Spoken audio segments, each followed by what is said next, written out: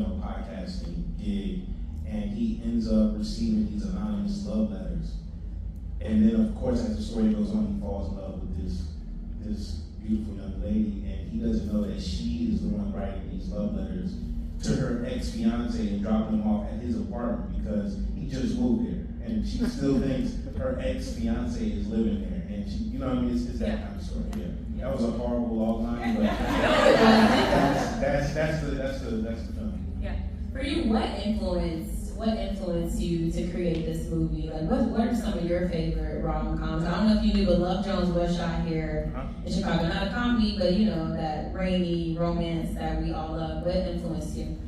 I remember when I first got started with creating, I remember telling my homegirl, Layla, I was like, yo, I want to do this movie where like I go to the moon, you know what I mean, and I grab like this little alien and I bring them back to Earth, and then like I raise them as my own way. She's like, stop.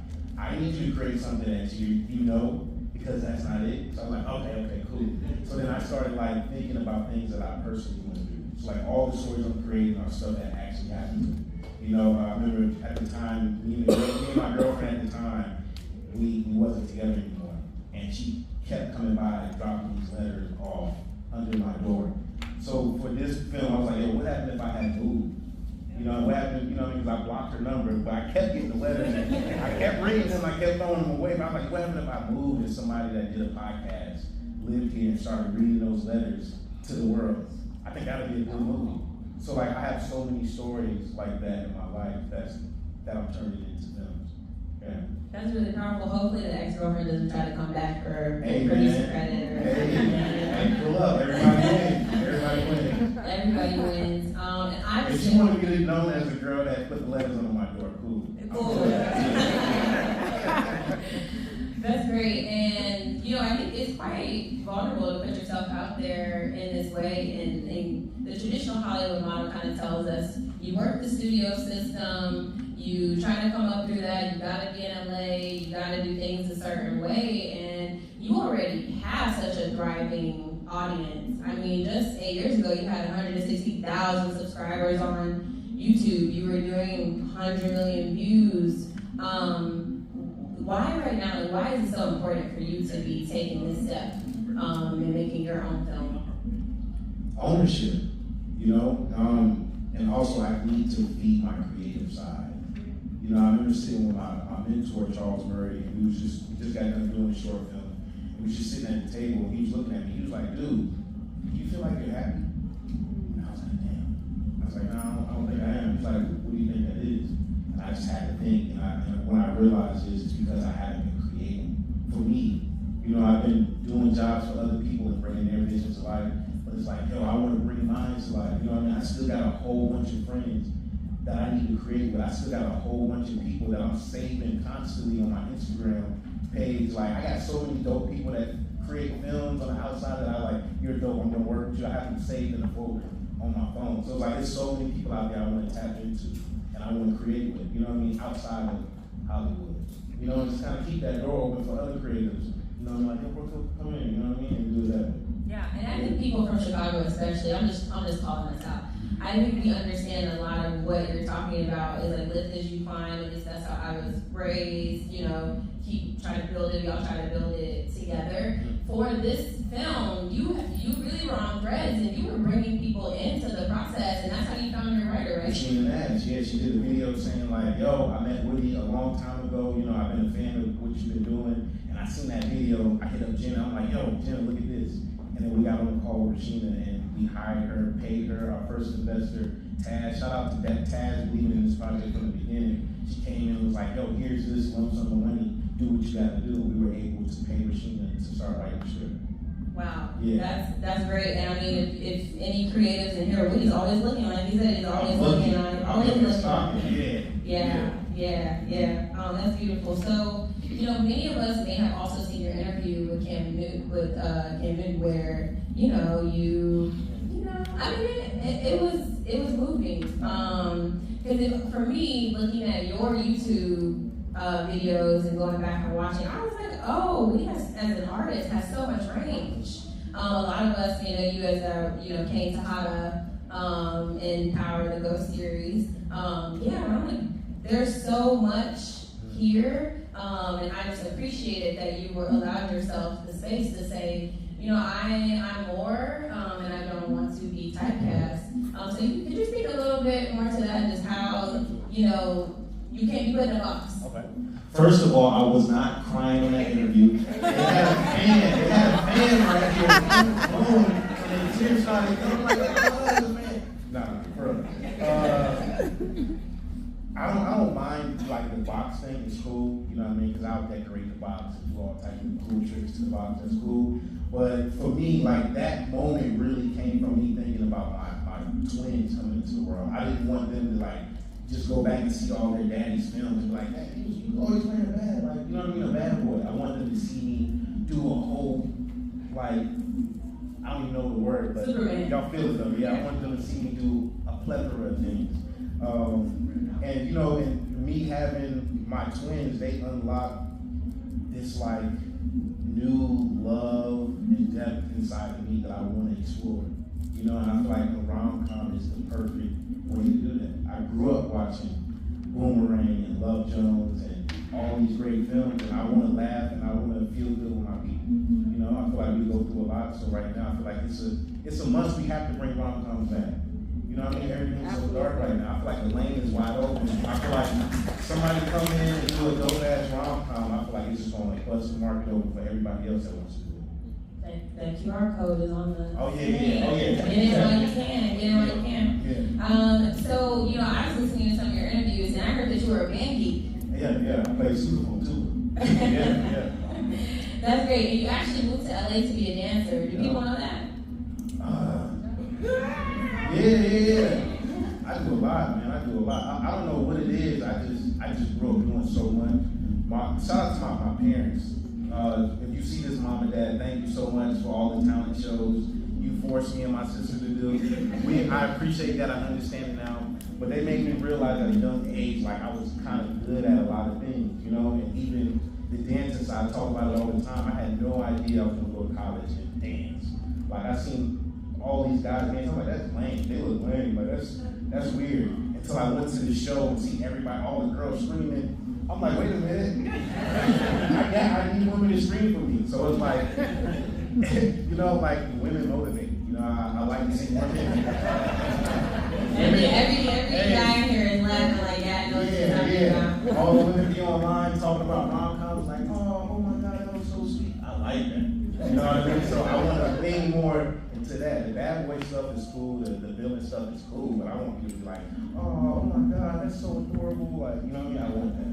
And I feel like the range, just you sharing just the many talents that you have, it really shows. You can't be put in a box. No. And I think for a lot of creatives, especially starting out, it's just important for us to recognize that you can start, you did the YouTube videos with nothing. Yep. You can start right now with what you have, and a lot of that includes the people in the room. Absolutely. Right? But I love the Kickstarter, like the whole model of like doing it with our community. You know what I mean? I see all the love online, like, and I feel it when I meet people. So I was like, yo, this would be like a cool way to see how real it is. You know what I mean? Because a lot of people be talking. Yeah. Even during this journey right now, like a lot of like my friends I've sent the link to, like and it kind of go red or something like that. But it's cool though. But this is showing me like if somebody really, really vibes with you. So I love this whole entire process. It's very humble. Yeah, it's only you're doing it. Like it's gonna happen. So I'm saying, get in on the ground floor when you can. Absolutely, get in. Listen, if you want to get in, Jenna, my producing partner, worked with Disney. She produced over 40 films. She worked with Hulu. She's a mastermind. So if you guys want to tap in, because I feel like the Lord told me. The Lord told me when I got here, the film was gonna be fully funded when I left. I heard it.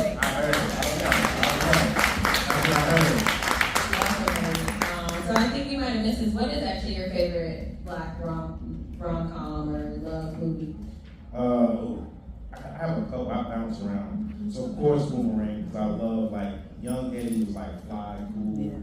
He had his sexy vibe, like that. I love that part. I love the Harry Met Sally's. I love the Sleepless in Seattle's. People keep calling Love Jones a rom-com, but I thought it's not. It's not. No, it's not. Best Man. Yeah. Like Best Man, like I seen myself in Best Man. You know, I seen all my friends like the Keith Powers and Ellie Gregg. We've been dying to work together.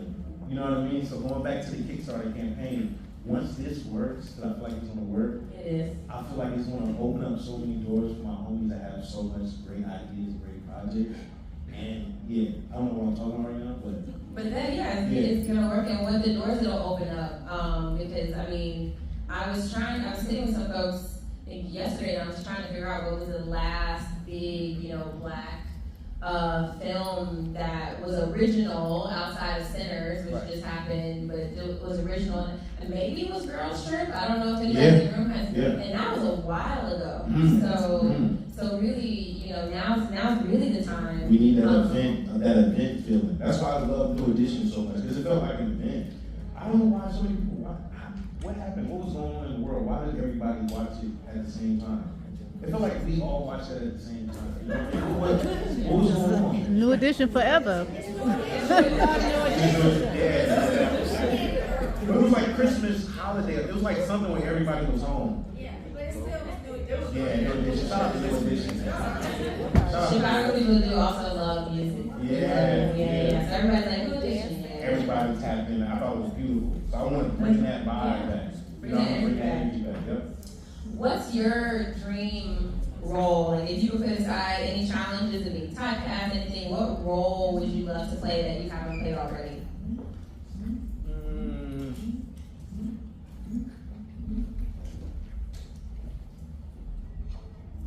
I probably want to do like something like an astronaut or something where I can just talk hella smart.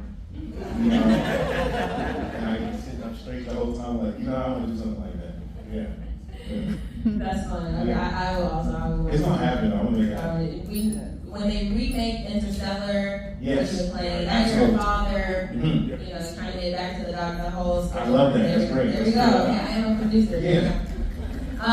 So one of the big reasons that creators like you choose crowdfunding is because it really allows your fans to become like a part of that process and really making the film. Could you talk a little bit more about why it was important to you to allow your fans to be a part of this journey of the Kickstarter campaign? I wouldn't be here without them. I feel like it don't have to be a long explanation, but I feel like I wouldn't be right here without my fans, And I love the way you had it set up where it's like these rewards. You come in at $5, you get like digital posters. If you want to come in at $10,000, you can come in as a producer. So I love like the different rewards that we have set up during this project. And we're giving back. If you ever want to be a part of Hollywood and get a taste of it, this is the perfect time to get in. I think one cool thing about the rewards that you all are offering too is you're inviting folks into this is how you do it. Yes. Like Hollywood is so gatekept. Nobody's going to show you this is how you get investors. These are the materials you need to share. This is how you run like a big budget, even Kickstarter campaign and everything that you need to have in place. You all are offering that as rewards for the filmmaker starting out, or even the filmmaker that's had some traction, but doesn't know what's next. I think a lot of what you all are providing your audience is tangible value. Absolutely. So we've been live streaming everything. The Lord told me, He was like, everybody's nosy now with it. You gotta like let them see everything. That's the only way they're gonna fall in love with it and respect the grind. Because a lot of people think it's easy. You know what I mean? So I'm always online, like showing them like this is not. It's really not. I get so many no's, so I just want everybody to be able to see that. Yeah. And you're giving yourself a yes. Absolutely. By greenlighting yourself. Absolutely. Which we all can do. I see people now, I'm like, yes, exactly. That's the message for today. Okay, so I do also want to talk about the future of film. And you, just coming off of you just saying, getting a lot of no's, but giving yourself a yes with more projects. Really bypassing the traditional studio model and going directly to fans for funding and support. Do you think that the future of entertainment is moving towards a more like fan-supported, fan-first model, creator-first, more independent? Absolutely. And I feel like we all get the chance to own the IP. I've been watching Kickstarter, like everybody that's done Kickstarter, the Issa Rae's, the Matthew Cherry, Blitz, like all those campaigns have been very, very successful. You know what I mean? So I'm like, and their careers are super successful. So that says a lot, you know? Yeah. So that's how I'm looking at it. Yeah, totally. And for creators today to really understand like, what they should be doing to be seen, heard, and shape their own narratives, or what advice would you give to them? Just do it. Just do it. And have discernment. You gotta have discernment too. You know what I mean? This whole entire process. That's all it was. I was asking God to please give me wisdom. I don't want nothing else. Just give me wisdom and let me know what I need to do. I know before I started on this journey, I got home, I prayed to God. I was like, yo, God, please just show me what I need to do. I went to sleep, woke up. When I got on my phone, the first video I seen on my phone was a video of me saying, I bet on myself every time. And when I bet on myself, I win. And I was like, damn, that's real. You know what I mean? And that's just what it is. So I just been listening and asking God before I go to bed, thank you for the win I had. You know what I mean? I'm excited for the win tomorrow. And it feels like every day I wake up, it's a win. Yeah. Yeah.